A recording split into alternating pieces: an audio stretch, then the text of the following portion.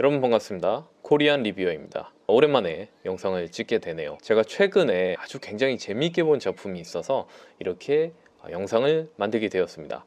폭군의 셰프. 영어 제목이 약간 발음하기가 어려웠는데 Bon Appetit, Your Majesty가 되겠습니다.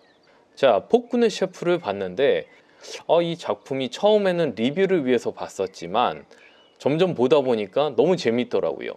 그래서 굉장히 즐겁게, 굉장히 행복하게 볼 수 있었던 그런 작품이었습니다. 자, 오늘의 영상 주제는 폭군의 셰프가 좋았던 7가지 이유라는 내용입니다.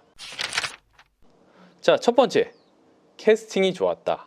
이 작품에서는 가장 큰 부분을 차지하는 게 여주인공이죠. 여주인공은 가수, 소녀시대로 유명했던 임유나가 맡았고요. 남주인공은 처음 캐스팅이 더 글로리라는 작품을 통해서 악역이지만 굉장한 인기를 얻었던 박성훈, 오징어 게임에도 나왔었죠. 박성훈이었는데 이제 갑자기 사정이 생겨서 이채민으로 급히 변경이 있었습니다. 사실 이게 남주인공이 이렇게 바뀐다는 건 굉장히 큰 일이거든요. 그런데 그런 악재에도 불구하고 캐스팅이 좋았다라고 할 수 있겠습니다. 일단 이 여주인공을 빼놓고 얘기할 수가 없죠. 소녀시대의 임유나. 자, 일단은 이 유나 미모가 굉장히 뛰어나죠. 유나의 미모는 뭐 데뷔 때부터 유명했고 K-팝 신드롬을 일으키기 시작했던 걸그룹 소녀시대의 부동의 센터, 가장 잘 나가는 멤버였다라고 생각을 하면 되겠죠. 자, 그렇게 가수로도 정점을 찍었던 유나가 그 이후에 이제 배우로서 활동을 하게 됐는데 배우로서도 꽤 성공적인 활동을 했죠. 이 작품에서도 연지영이라는 젊은 나이에도 불구하고 최고의 실력을 가진 셰프를 연기를 했는데요. 현대의 셰프이자 조선시대, 한국의 예전 이름이 조선시대였죠. 한 500~600년 전이라고 생각하시면 될 것 같아요. 조선시대의 셰프였던 숙수로 나오는데 저는 여기서 인상적이었던 점이 일단 유나가 그 셰프와 숙수의 그 유니폼이 너무 잘 어울려요. 이 모자 쓰고 이렇게 단정하게 한 모습이 굉장히 잘 어울린다. 한복을 단아하게 갖춰 입은 모습도 좋았지만 저는 왠지 그 요리사 모자 딱 쓰고 그 모습이 저는 더 예뻐 보이더라고요. 자, 그래서 극중 최고의 실력을 가진 셰프, 요리사이자 그 성격적으로는 톡톡 튀는 연지영의 캐릭터를 정말 잘 살려서 연기를 했다라고 생각이 되었습니다. 자, 남자 배우들에 대해서 얘기를 해보자면 가장 매력 있었던 남자 배우는 한 3명만 한번 제가 뽑아볼게요. 자, 첫 번째로는 역시 남자 주인공이었던 이채민 배우. 일반적인 이름은 이헌이죠. 이헌이고 임금으로서 부르는 이름은 연희군입니다. 이제 조선시대에 굉장히 악독한 폭군이었던 연산군이라는 임금이 있는데 이 연희군은 그 연산군의 모티브를 두고 창조된 인물이라고, 캐릭터라고 할 수 있겠죠. 자, 이채민이 이제 작품에 처음 딱 나왔을 때는 저는 얼핏 보고 이제 한국에서 가장 잘생긴 남자로 유명한 그 차은우, 저거 차은우인가? 라고 할 정도로 굉장히 키가 크고 잘생긴 아주 멋진 배우더라고요. 사실 저는 여기에서 처음 봤거든요. 자, 근데 이 배우가, 이채민 배우가 참 장점이라고 생각하는 게 유나도 그렇지만 이채민 배우도 제가 볼 때는 조선시대 패션이 정말 잘 어울렸던 것 같아요. 이 빨간색 그 용포라고 부르는 왕의 복장이나 그 조선시대 한복 같은 걸 입었는데 와, 이거 이렇게 소위 간지나게 소화하기 어려웠을 텐데 키가 훤칠하게 크고 굉장히 체격이 좋아서 그런지 몰라도 그런 면에서는 굉장히 훌륭하게 멋지게 소화를 했다, 비주얼적으로. 그런 생각이 들고요. 자, 이채민은 2021년 데뷔했던 배우라고 하네요. K-팝 팬들에게는 이제 뮤직뱅크 MC로도 유명했고요. 그간 여러 작품에서 활동을 했지만 배우로서는 이 작품이 제대로 이름을 알린 첫 작품이라 해도 무방하지 않을까 생각이 됩니다. 처음 미치광이에 가까운 폭군의 이 아주 악한 모습과 후에 연지영에게 감화되어 선하게 바뀌는 모습, 이 악과 선과 악을 넘나드는 이 연기가 이런 게 쉬운 게 아니거든요. 그런데 이채민은 젊은 나이와 길지 않은 연기 경험을 감안했을 때 이를 꽤 훌륭히 보여줬다라고 생각이 됩니다. 사실 저는 원래 캐스팅대로 더 글로리의 전재준으로 유명해졌던 박성훈이 맡았어도 참 잘 어울렸을 거란 생각이 들고 그가 연기하는 폭군의 셰프를 한번 보고 싶기도 하지만 그래도 이채민도 자신만의 색깔을 잘 보여줬다고 생각합니다. 자, 두 번째, 이주환 배우. 조선시대 광대였던 공기를 연기했죠. 광대이기도 하지만 무예가 굉장히 출중해서 싸움도 잘하는 아주 그런 멋있는 캐릭터였습니다. 연지영과 그 주변 사람들이 위기에 처할 때마다 마치 정의의 기사처럼 갑자기 짠 하고 나타나서 도움을 줬던 그런 캐릭터인데요. 얼굴을 봤을 때 굉장히 잘생겼는데 단순히 잘생긴 게 아니라 왠지 약간 장난기 있어 보이는 소년 같은 이미지가 좀 있더라고요. 그래서 이 드라마의 분위기가 무겁지 않게 산뜻해지는데 굉장히 큰 역할을 했다, 이렇게 생각이 됩니다. 사실 저는 이주환도 이채민처럼 자주 봤던 배우는 아니었는데 여기서 딱 봤을 때 예전에 이 차은우 전에 한국에서 잘생긴 걸로 세 손가락 안에 들었던 걸로 유명했던 그 배우 고수와 약간 비슷한 느낌의 외모를 갖지 않았나 하는 그런 생각이 들더라고요. 그래서 가장 매력 있었던 남자 배우 두 번째로 한번 뽑아보겠습니다. 세 번째, 조재훈 배우. 명나라의 최고 셰프인 당백룡을 연기했는데요. 저는 이 당백룡은 무엇보다 캐릭터가 정말 좋았다고 생각이 돼요. 처음에는 그 조선을 압박하는 중국 명나라의 최고 셰프로 연지영에 맞서는 적이라는 그런 단순한 역할인 줄 알았지만 점차 지날수록 국적을 뛰어넘어서 매우 정의롭고 바른 모습을 가진 입체적인 캐릭터로 묘사되었기 때문에 저는 참 좋았습니다. 그래서 사실 처음 당백룡이 나왔을 때는 좀 몰입이 안 되더라고요. 왜냐면은 당백룡을 연기했던 배우 조재윤이 그간 나왔던 작품에서는 한국의 작품들에서 거의 대부분 막 거칠고 잔인하면서 또 그러면서도 약간 웃긴 코믹한 사투리 쓰는 조직폭력배 같은 캐릭터로 되게 유명했거든요. 근데 그런 배우가 이제 당백룡을 연기하는데 사실 당백룡은 여기서 웃은 캐릭터가 아니거든요. 웃긴 캐릭터가 아니고 굉장히 무게감 있는 캐릭터인데 그래서 처음에는 약간 안 어울린다는 생각도 조금 했지만 연기를 워낙 잘해서 나중에는 그런 이질감이 전혀 없었습니다. 자, 이 작품 폭군의 셰프라는 이 작품 전체에서 이 명나라와의 요리 대결이 아주 큰 사건이었다는 것을 생각했을 때 당백룡은 한정된 분량이지만 드라마를 재미있게 만든 1등 공신 중에 한 명이지 않나, 이렇게 생각합니다. 그래서 가장 매력 있었던 남자 배우 세 번째로 뽑아보겠습니다. 자, 여기에 그냥 조금 아쉬워서 한 명만 더 추가한다면 오이식 배우가 연기했던 임송재. 자, 임송재는 처음에는 이제 폭군이었던 연희군 옆에 붙어있는 아주 그 사악한 간신 같은 느낌으로 그려졌지만 후에는 왕과 나라를 위해 희생하는 충신으로 그려지죠. 자, 이 작품 폭군의 셰프라는 작품이 처음에는 복수의 눈이 먼 잔인한 임금, 진정한 나쁜 남자였던 그 연희군의 그 악한 모습에서 사랑에 빠진 착한 로맨티스트 이헌우로 거듭나는 이 변화가 이 작품의 큰 주제이자 흐름인데 이를 더 드라마틱하게 보여주는 인물, 임송재가 아닌가 그렇게 생각됩니다. 살짝 아쉬웠던 점은 극중 연희군과 이 임송재가 친구로 나오는데 원래 이 배우가 나이 차이가 한 10살 넘게 나거든요. 실제로 17살 이렇게 난다고 하더라고요. 그래서 그런지 그렇게 친구처럼 보이지 않는다는 이런 아쉬움이 살짝 있긴 했습니다. 자, 폭군의 셰프가 좋았던 7가지 이유 중 두 번째, 이 세 가지 주제, 자, 음식, 사랑, 정치를 굉장히 잘 버무려냈다. 자, 이 작품은 폭군의 셰프, 일단 셰프가 들어가기 때문에 이 셰프가 만드는 요리 혹은 음식이라고도 하죠. 그런 걸 빼놓을 수가 없죠. 요리 경연대회로 시작하잖아요. 거기에서 이제 연지영이 우승을 하면서 이제 드라마가 시작이 되는데, 그래서 처음에는 음식으로 시작해서 연지영과 연희군 간의 사랑으로 발전이 되고 마지막에는 이 연희군을 폐위시키기 위한 신하들의 반란, 그래서 정치로 이제 위기를 막 고조시켰다가 마지막에는 결국 주인공들이 다시 현대에서 다시 만나서 사랑을 하게 된다. 사랑으로 마지막엔 마무리되는, 흔히 말하는 기승전결이 이 세 가지 주제에서 굉장히 잘 어우러져 있다. 이 세 가지 주제가 한쪽에 치우치지 않고 잘 어우러져 있다 보니까 드라마가 흐름이 굉장히 매끄러우면서도 정말 흥미로웠던 것 같아요. 이런 재미도 있고 저런 재미도 있고, 이렇게 요리를 보면서 감탄했다가 둘의 달달한 사랑 얘기에 푹 빠졌다가 정치적인 위기를 겪으면서 막 마음을 졸였다가 마지막에는 아름답게 사랑으로 끝나는, 이 흐름이 정말 정말 굉장히 훌륭하지 않았나 그런 생각을 해봅니다.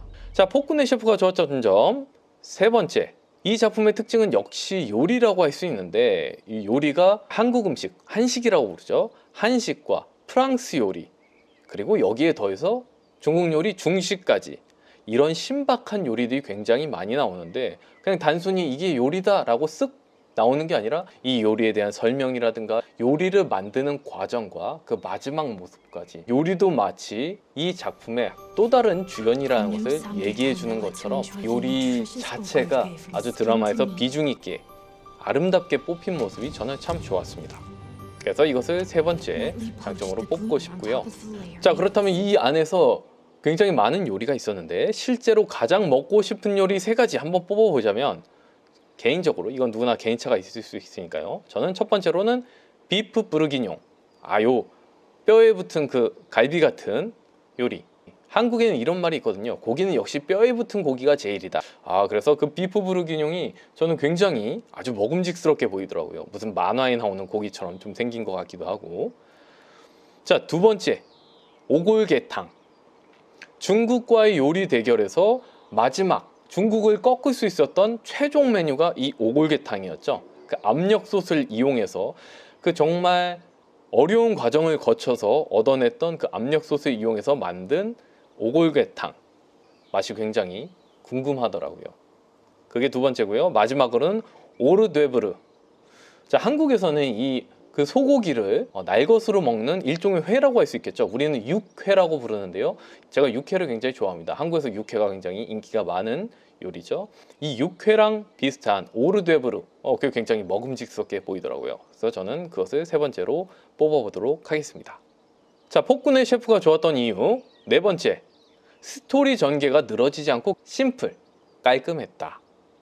자, 이 작품이 다른 일반적인 작품들 16화로 이루어지는 다른 작품들과 다르게 12화였는데요. 보통 보면 16화 정도면은 그래도 몇 화 정도는 좀 지루한 화가 있을 수 있거든요. 근데 제가 볼 때는 이 작품은 그걸 압축해서 보여주는 12화여서 그런지 모르겠지만은 전혀 지루한 부분이나 따분한 부분 없이 굉장히 속도감 있게 전개되는 게 전 참 좋았어요.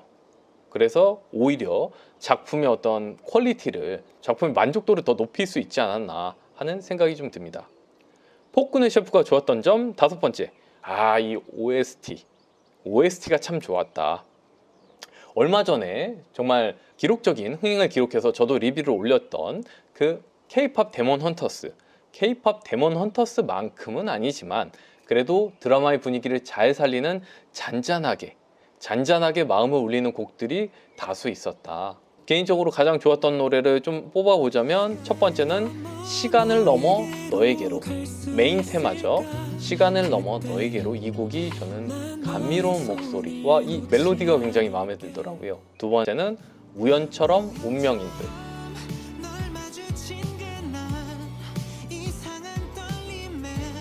세 번째는 있어줘요.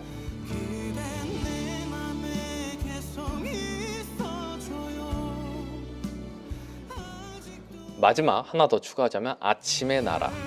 자, 기사를 봤더니 우리 한국에서는 이 아침의 나라 이 곡이 가장 인기가 많은 곡이었는데 저는 이 아침의 나라 한 네 번째로 뽑아보도록 하겠습니다. 자, 폭군의 셰프가 좋았던 점, 자, 여섯 번째, 귀여운 연출이 중간중간 등장한다. 자, 어떤 느낌이냐면 이 작품이 사실 사극이지만 사극이란 게 이 역사극이잖아요.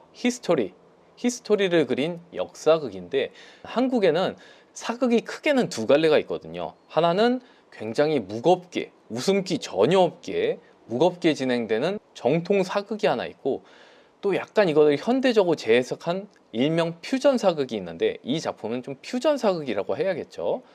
사실 정통 사극은 말투부터 우리 한국인들이 듣기에도 굉장히 딱딱하거든요. 그래서 정통 사극은 한국어를 웬만큼 공부하신 외국 팬들도 조금 이해하기 어려우실 수가 있어요. 그런데 이 퓨전 사극은 좀 현대적으로 재해석했기 때문에 그 대사든가 이런 것도 좀 듣기 비교적 편한 느낌이 있는데 이 작품은 퓨전 사극 중에서도 좀 더 가벼운 작품인 것 같아요. 그래서 중간중간 보면 사극에서는 보기 힘든 귀여운 연출들이 중간중간에 있거든요. 자, 첫 번째가 이제 광대로 나와서 정의의 기사처럼 그 주인공 연지영을 자주 구해주는 공길. 이 공길이 중간에 소녀시대 연지영, 그러니까 임윤아가 활약했던 소녀시대의 유명한 곡 G라는 곡이 있는데 그 G의 안무를 살짝 따라하거든요. 이거 웬만한 K-팝 팬들 아니시면 정말 알아채기 힘들 것 같은데 공길이 살짝 소녀시대 춤을 추는 이 장면이 있어요. 저는 그게 굉장히 귀엽더라고요. 두 번째로는 임송재가 그 연지영이 현대에서 가져왔던 그 물건, 핸드백에 담긴 물건들을 찾아보면서 대한민국 여권을 보면서, 당시 조선 사람들은 대한민국이 어떤 나라인지 모르니까 대한민국? 하면서 손가락으로 탁자를 탁탁탁탁탁 이렇게 치는 장면이 있거든요. 자, 이게 바로 그 한국의 유명한, 한국이 주로 국제대회를 할 때 한국 사람들이 우리나라를 응원하는 방식이거든요. 가장 유명한 게 대한민국 짝짝 짝짝짝 이 리듬인데, 이거를 임송재가 대한민국 톡톡 톡톡 톡 이렇게 아주 쓱 지나가는 장면이 있는데, 이것도 아마 우리 한국 사람들은 임송재가 유명한 대한민국 그 박자를 맞춰서 지금 하고 있구나 라는 걸 아실 거예요. 만약에 이게 뭘 얘기하는지 눈치챘던 외국 분들이 있다면 이분들은 정말 제가 볼 때는 명예 한국인으로 인정해 줘야 되지 않을까 생각됩니다. 한국에 대해서 정말 잘하시는 분들이라고 할 수 있거든요. 자, 세 번째는 폭군이었던 연희군이 점차 연지영과 사랑에 빠지면서 이제 착한 남자, 선한 역할로 바뀌거든요. 눈빛도 바뀌어요. 착한 사람으로. 자, 그러면서도 자기도 이제 그 변화를 온전히 받아들이기가 힘들기 때문에 약간 투닥투닥하는 장면이 있어요. 그러면서 연희군이 연지영이 애타게 찾던 그 가방을 돌려주는데, 그 가방을 돌려주면서 이렇게 얘기하죠. 이거 그냥 오다 주었다 라고 얘기하는데, 그 오다 주었다 라는 거는 남자들이 여자들에게 관심 없는 척 하면서도 뭔가 주고 싶을 때, 뭔가 줘서 점수를 좀 따고 싶을 때, 뭐 이건 일본 말이긴 하지만 츤데레라고 하죠. 퉁명스러운 척, 관심 없는 척 하면서도 좋아한다는 걸 내비칠 때, 그런 거를 표현할 때 쓰는 말이 이런 겁니다. 그냥 선물 딱 주면서 어디서 났어? 그럼 그냥 오다 길에서 주웠어. 그냥 이렇게. 조선시대 임금이 현대에서 쓰일 법한 그런 대사를 하니까 그것도 굉장히 러블리한 사랑스러운 장면 중에 하나이지 않았나. 자, 또 하나 뽑자면은 6화 초반에서 이제 연지영이 이제 술에 취해가지고 수락관의 사람들과 같이 막 춤추면서 노래 부르는데, 그때 불렀던 노래가 이제 컴백홈이죠. 한국에서는 약 90년대 후반에서 2000년대 초반에 정말 전설적인 아티스트 한 명 있었습니다. 서태지와 아이들. 그 중에서 서태지와 아이들의 4집에 실렸던 노래, 아주 유명했던 컴백홈, 나 집으로 돌아가고 싶다. 술이 취해서 연지영이 자신의 처지를 약간 비관하면서 막 이렇게 취해서 귀엽게 불렀던 노래, 그 장면도 이 귀여운 연출 중에 하나였다, 이렇게 생각이 듭니다. 그래서 이런 중간중간에 귀여운 연출이 전체 드라마를 무겁지 않게, 이 드라마를 굉장히 사랑스럽게 만들어준 장점이다. 자, 폭군의 셰프가 좋았던 이유 마지막 7번째, 행복한 결말로 보는 사람의 마음이 따뜻해졌다. 연지영이 조선시대로 갔다가 마지막에는 다시 현대시대로 돌아오게 되죠. 그러면서 자신의 사랑이었던 연희군을 다시 만나기 위해서 조선시대로 가려고 하지만은 결국 못 가거든요. 그런데 어떤 이유인지 모르겠지만, 어떻게 했는지 모르겠지만 그 조선시대의 왕이었던 연희군이 연지영이 있는 현대로 오게 됩니다. 그렇게 해서 둘이 만나게 되죠. 논리적으로 따져보자면 이게 말이 안 되는 거거든요. 아니, 어떻게 조선시대 왕이 갑자기 어떻게 여기로 왔지? 근데 연지영이 그냥 극중에서 이렇게 얘기하죠. 그 연희군이 어떻게 지금의 시대로 왔는지는 중요하지 않다. 중요하다는 건 우리가 만났다는 거. 그러면서 사실 세밀한 부분은 그냥 건너뛰고 심플한 결말로 가는데, 저는 그냥 그런 결말도 마음에 들더라고요. 복잡하지 않게 단순하면서도 행복한 결말을 보면서 머리 아픈 것 없이 다시 사랑에 빠진 그 둘을 보면서 보는 사람들도 행복해질 수 있었다. 그래서 그 결말이 저는 굉장히 좋았던 것 같습니다. 자, 이렇게 해서 폭군의 셰프 좋았던 점들에 대한 정리를 한번 맞춰보도록 하겠습니다. 제가 다음에는 폭군의 셰프에서 나왔던 재미있고 유용한 한국어 표현 몇 가지 제가 알려드리도록 하겠습니다. 그 영상도 꽤 재미있을 테니까요. 구독, 좋아요 부탁드릴게요. 자, 여러분 긴 영상 시청해 주셔서 감사합니다. 자, 저희 구독자 중에 어떤 분이 댓글로 미지의 서울, Our Unwritten 서울을 리뷰해 달라라는 요청을 하셨는데, 제가 사실 미지의 서울을 볼까 하다가 최근에 나왔던 폭군의 셰프로 살짝 옮겨가서 이 작품에 대한 리뷰를 먼저 하거든요. 그래서 다음에는 그 미지의 서울, 그 작품도 한번 리뷰를 해볼까 합니다. 괜찮나요?